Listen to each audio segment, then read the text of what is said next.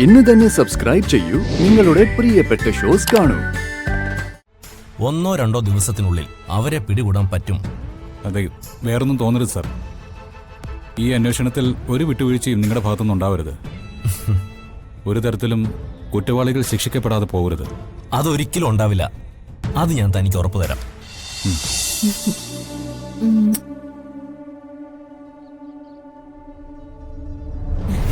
അവസാന നിമിഷത്തില് നീ എന്നെ അമ്മയെന്നൊന്ന് വിളിച്ചല്ലോ. അമ്മയ്ക്ക് വേറെ ആരുടെ മുമ്പിലും സത്യം തെളിയിക്കാനില്ല കുട്ടി. നീ ഇല്ലാതെ എനിക്ക് ജീവിക്കാനും പറ്റില്ല. അത് ശരി, അമ്മയും മോളും തമ്മിലുള്ള കുട്ടിക്കളിയായിരുന്നു. എന്തൊക്കെയായി കാട്ടിക്കൂട്ടുന്നത്? പടാ പോവാം.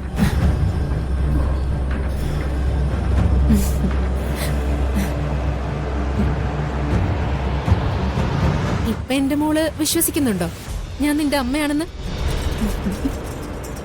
എന്നെ ഒരുപാട് നിർബന്ധിക്കരുത്.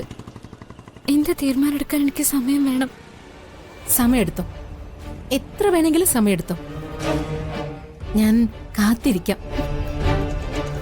പക്ഷെ ഒന്ന് മോൾ ഓർക്കണം, മോളെ എടുത്തു വളർത്തിയതാണെങ്കിലും ചുറ്റിലും ആളുകളുണ്ട്. അമ്മയ്ക്ക് ആരുമില്ല.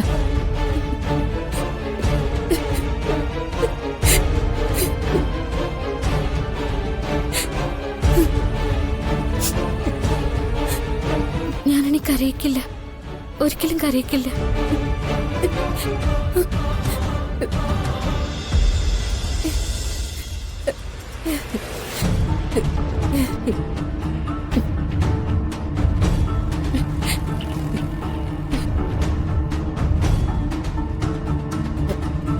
എന്നാ മോള് പൊയ്ക്കോ.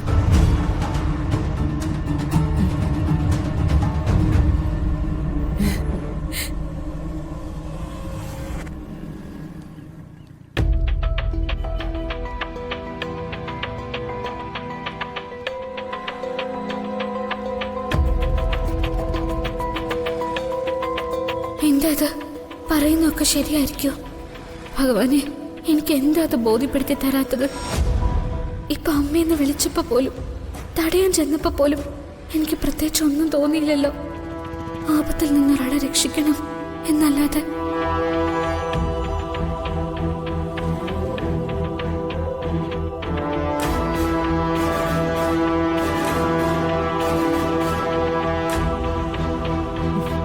കൊള്ളാലോ മേഡം, സംഗതി ഗംഭീരമായി. കൊച്ചു വീണുപോയി. ഇതിനേക്കാൾ വലുത് എന്റെ കയ്യിലുണ്ട് സോണിയ. ഞാൻ പറഞ്ഞത് സത്യമല്ലേ? എന്റെ ജീവിതമല്ലേ അവളുടെ കയ്യിലിരിക്കുന്നത്. എന്റെ സുഖജീവിതം അതെനിക്ക് തരാതെ ഞാൻ അവളെ വിടാൻ പോകുന്നില്ല. അതുവരെ ഞാൻ അവളുടെ അമ്മ തന്നെയായിരിക്കും.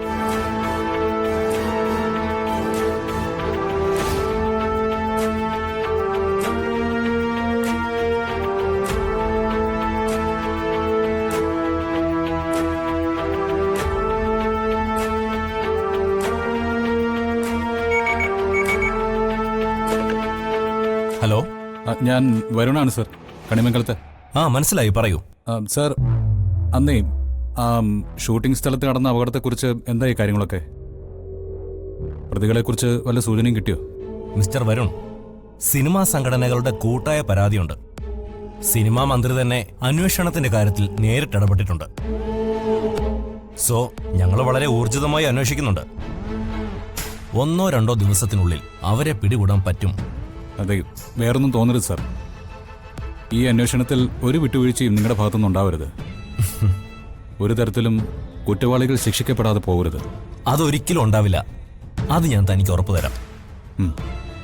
പ്രതികളുമായി ബന്ധപ്പെട്ട സ്ഥലങ്ങളിൽ അന്വേഷണം എത്തിക്കഴിഞ്ഞു. നമുക്ക് നോക്കാം. ശരി സാർ. ഓക്കെ, ശരി.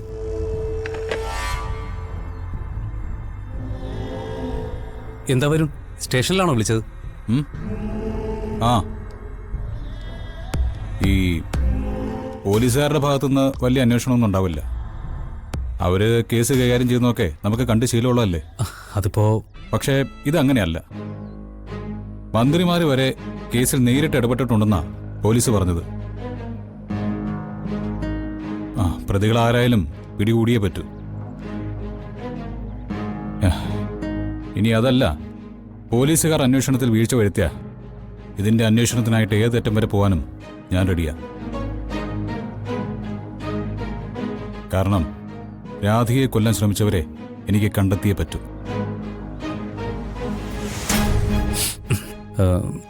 വരുൺ, ഞാൻ ഒരു സാധ്യത ചോദിക്കോ? ഈ ജോലിക്കാർക്കിടയിൽ തമ്മിൽ ചില പ്രശ്നങ്ങളൊക്കെ ഉണ്ടാവുമല്ലോ. ഇനി അവര് പരസ്പരം പക തീർത്തതിന്റെ ഭാഗമായിട്ട് ചിലപ്പോ അന്വേഷണത്തിനിറങ്ങിയ പോലീസുകാർ പോലും ഇങ്ങനൊരു ചോദ്യം ചോദിച്ചില്ലല്ലോ. നീ കേസിനെ കുറിച്ച് അത്യാവശ്യം ഗൗരവമായിട്ട് പഠിക്കുന്നുണ്ടല്ലോ. അത് നമ്മൾ നിത്യേനെ പത്രവാർത്തയൊക്കെ കാണുന്നതല്ലേ. അത് വെച്ച് ഒരു കണക്ക് കൂട്ടൽ ഞാൻ പറഞ്ഞതേ ഉള്ളൂ. പക്ഷേ ഇതാരുടെയും തർക്കത്തിന്റെ ഫലമല്ല. രാധിക ഇല്ലാതാവണമെന്ന് ആരോ വിചാരിച്ചു. ആരൊക്കെയോ അതിന്റെ പിന്നിൽ പ്രവർത്തിച്ചു.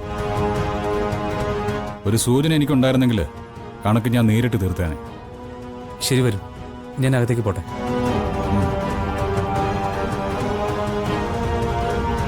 ഗൗതം,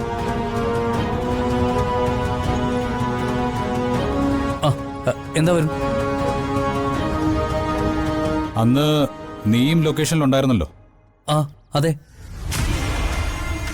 അല്ല, നീ ഈ പറഞ്ഞ പോലെ അവർക്കിടയിലുള്ള തർക്കങ്ങളോ പിണക്കങ്ങളോ വല്ലതും നീ കണ്ടിരുന്നോ?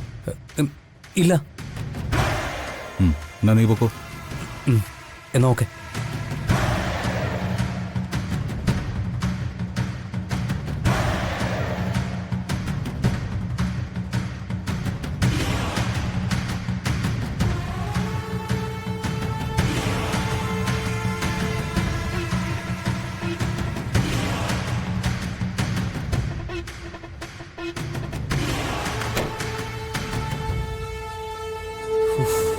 എന്താടാ?